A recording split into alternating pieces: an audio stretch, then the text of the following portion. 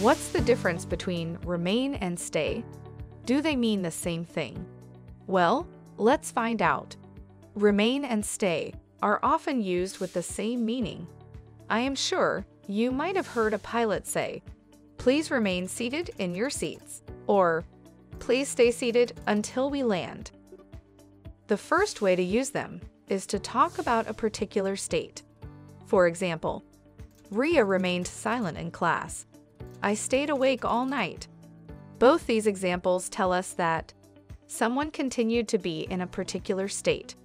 The second use, when you remain or stay, you don't leave that place. For example, I was allowed to remain at home.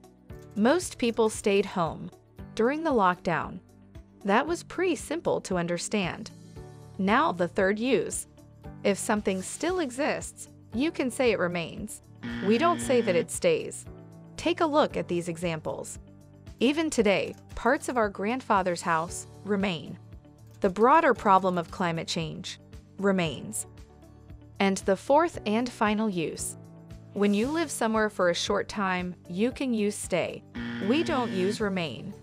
For example, how long can you stay in London?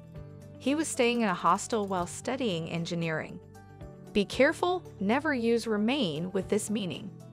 I hope you liked this short English lesson and learned something useful. If you want us to produce more such short lessons, let me know in the comments. Keep learning, keep practicing English. Bye for now.